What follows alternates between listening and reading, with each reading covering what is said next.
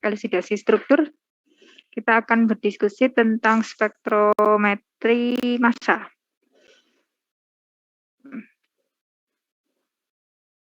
Ya, ada yang sudah pernah membaca mungkin kalau kita bicara spektrometri massa, fungsinya untuk apa? Atau kegunaannya dalam penentuan struktur?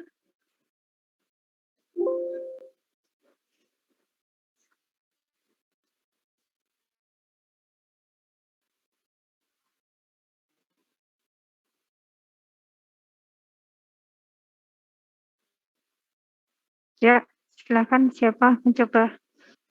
Kayaknya internet saya kurang ini.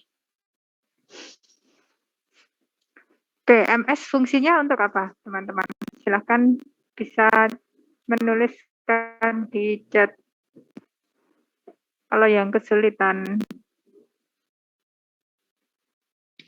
Berfungsi untuk menentukan massa atom atau molekul. Massa atom atau molekul. Oke, hampir. Tapi kita biasa menyebutnya apa, Raihan? Massa atom, massa molekul, istilah lain yang lebih familiar?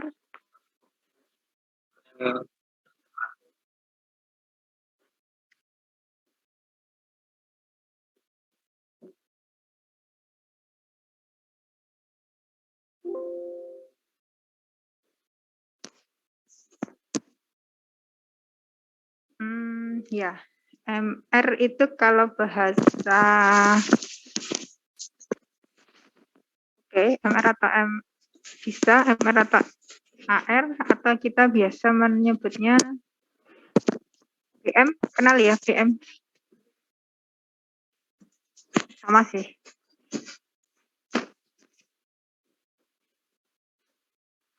Ya, betul ya. Jadi untuk menentukan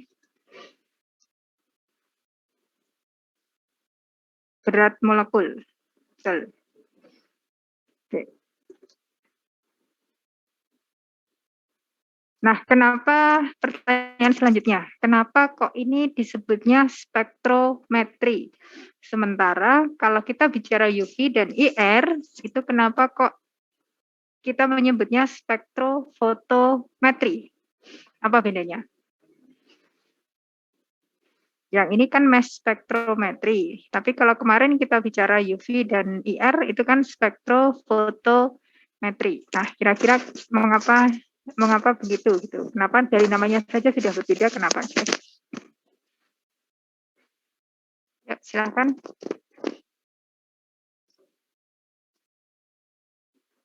Karena kalau yang di UV dan infrared itu pakai cahaya, Bu. Oke, cahaya itu sebagai apanya, Iva? Fungsinya cahaya di UV sama di IR itu sebagai apa? Yang diserap oleh sampelnya, Bu, atau analit ya? Oke, iya. Jadi fungsinya secara umum dia sebagai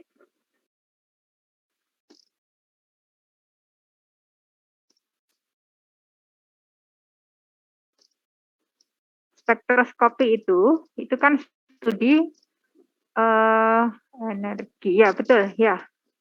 Jadi spektroskopi itu kan mempelajari interaksi antara materi dengan energi ya.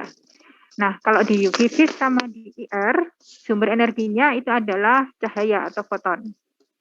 Kita sudah bicara di awal ya, dualisme cahaya, dia bisa bersifat sebagai gelombang dan bisa bersifat sebagai partikel.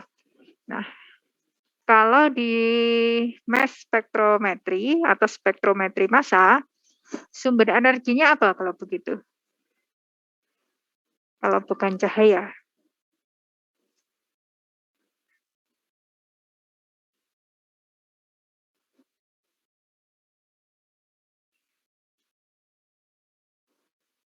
Kalau NMR kemarin sumber energinya apa? NMR yang baru lalu sumber energinya apa? Gelombang radio. Ya, betul, gelombang radio. Nah, sekarang kalau MS, berarti sumber energinya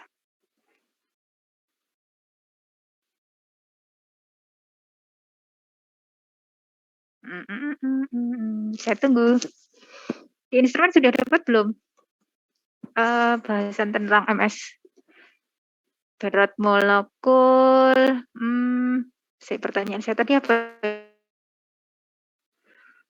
Sekar. Pertanyaan saya itu, kalau di MS itu sumber energinya apa?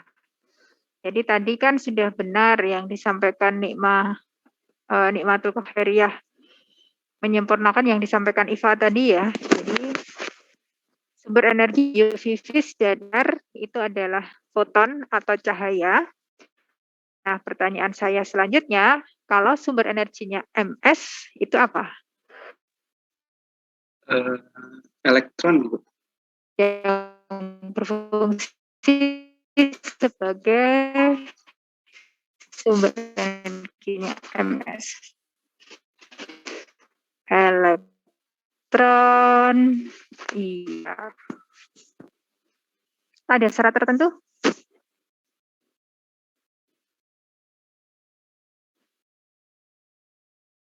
Oke, kita lihat dulu ya. Baik. Ini di instrumen sudah diajarkan belum ya? MS sudah masuk MS belum instrumennya? Belum, Bu. Belum, Bu. Masih NMR, Bu. Duluan okay. elusidasi, Bu, materinya. Oh, oke. Ya, baik. Nanti sekilas saja ya, karena akan lebih detail untuk instrumen itu spare part bagian-bagiannya nanti akan lebih detail itu di instrumen ya. Baik, jadi memang MS itu tujuannya adalah menentukan BM atau berat molekul secara keseluruhan ya. Nah, untuk sementara kita masih dibatasi belajar berat molekul untuk senyawa-senyawa organik yang kecil. Jadi senyawa organik itu misalkan hasil sintesis atau isolasi bahan alam itu masih terhitung atau tergolong itu termasuk yang kecil relatif dibandingkan dengan yang makromolekul ya, tentu saja makromolekul itu yang sudah kita pelajari di biokimia, ada karbohidrat, protein, lipid itu termasuk makromolekul. Nah, kalau yang itu kan BM-nya memang besar-besar kalau itu ya. Oke, jadi biasanya MS ini digunakan terutama untuk senyawa-senyawa organik yang BM-nya masih kecil gitu ya, kecil dalam tanda kutip. Baik, ini nanti dibaca saja karena ini cuma pendahuluan, ini sejarahnya. Baca aja ya, gampang kok kalau cuma baca sejarah mah. Nah, oke, ini yang sebentar ada yang penting saja nih. Oke. Nah, nanti yang diukur adalah perbandingan ini, massa permuatan ya. Jadi data yang diperoleh di spektrum massa itu adalah massa permuatan.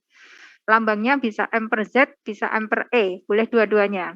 Karena di buku-buku itu kadang dituliskan M per Z, kadang dituliskan juga M per E. Kemudian, nah ini perkembangan MS lebih lanjut ya, nanti di bawah ada bagian-bagian MS. Jadi yang sebenarnya ini sudah termasuk generasi yang cukup baru. TOF itu time of flight mass analyzer. Jadi mass analyzer itu nanti macamnya banyak. Kemudian tahun 68 itu ada tandem MS. Tandem itu maksudnya MS itu digabung dengan instrumen lain. Jadi istilahnya tandem ya. Nah, teman-teman mungkin akan pernah mendengar ada LC-MS, ada GC-MS. GC dan LC ya. Jadi kromatografi yang tandem dengan MS. Nah, kalau yang tandem-tandem seperti ini, MS itu berfungsi sebagai detektornya. Kalau teman-teman belajar GC, itu kan biasanya detektornya FID ya. Sebagian besar yang dipelajari itu biasanya FID kalau GC. Nah, kalau GC-nya tandem dengan MS, maka detektornya adalah MS-nya. Sehingga pemisahannya dilakukan di GC. Kromatografi itu kan salah satu metode pemisahan ya. Jadi kata kuncinya adalah pemisahan. Maka pemisahan senyawa itu terjadinya di GC-nya, di kromatografinya atau di LC. Kalau LC ya berarti liquid chromatografi. Tapi intinya kromatografi itu untuk pemisahannya. Kemudian detektornya yang berfungsi sebagai detektor adalah MS-nya. Sehingga data BM, berat molekul, itu diperoleh dari MS-nya. Ya, nanti akan ada kelebihan dan kekurangan dari GC-MS dan LC-MS. Itu akan lebih jelas nanti di instrumen ya. Baik.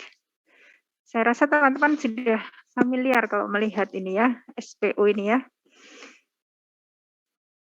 Jadi setiap unsur, setiap senyawa itu kan punya BM masing-masing.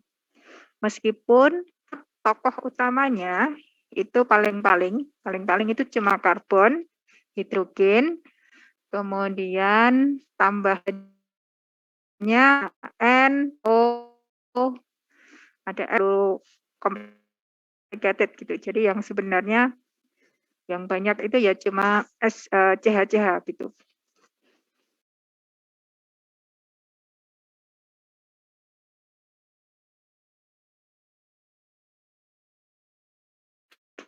Oke. Kemudian jadi ini ada beberapa senyawa yang BM-nya beda. Nah, ini untuk identifikasi BM-nya, berat molekulnya, itu kita bisa menggunakan MS. Dopa ini obat ya, obat dopamin itu dopa itu biasanya untuk Parkinson. Oke. Nah, kemudian ini batasannya, ini beberapa batasannya ya.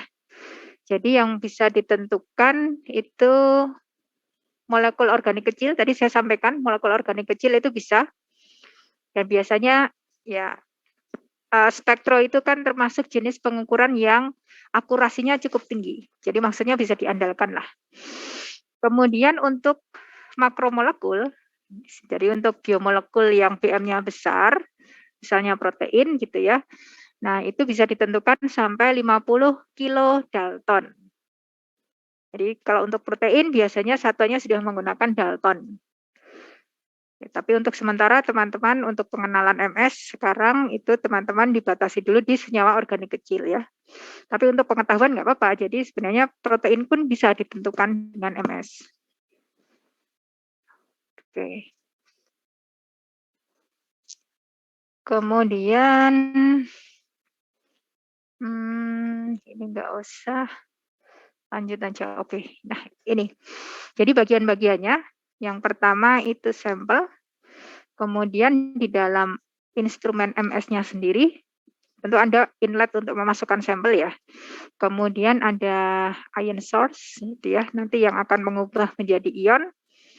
Sampelnya itu harus diubah dulu menjadi ion. Nah, ini. Kemudian nanti masuk ke detektor, kemudian baru keluar sebagai data. Oke. Ini macam inletnya saja ya, macam HPLC itu kalau misalnya dia tandem dengan MS. Jadi inletnya kalau ini yang ini tandem ya. Kemudian untuk ion source-nya itu macamnya banyak sekali.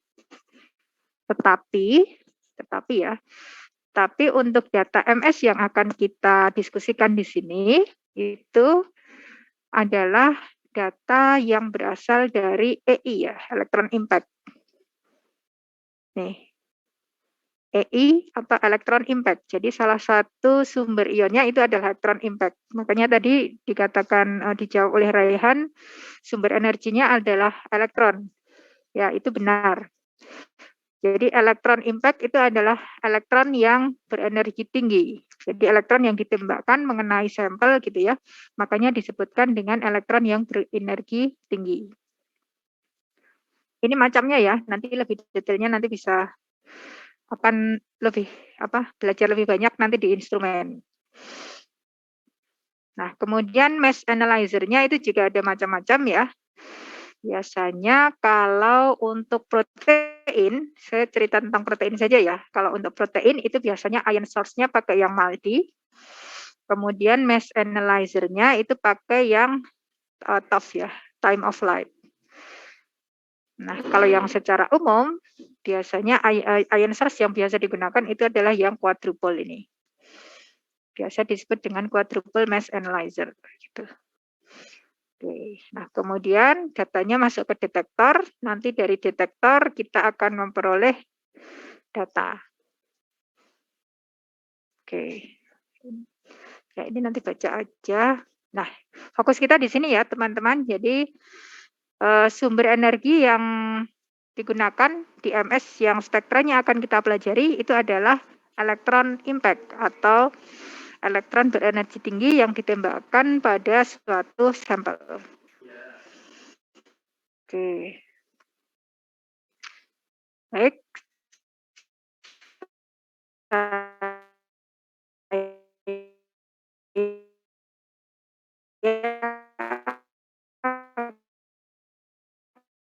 Akan lanjut ke konsep-konsep dasar dari data yang anak.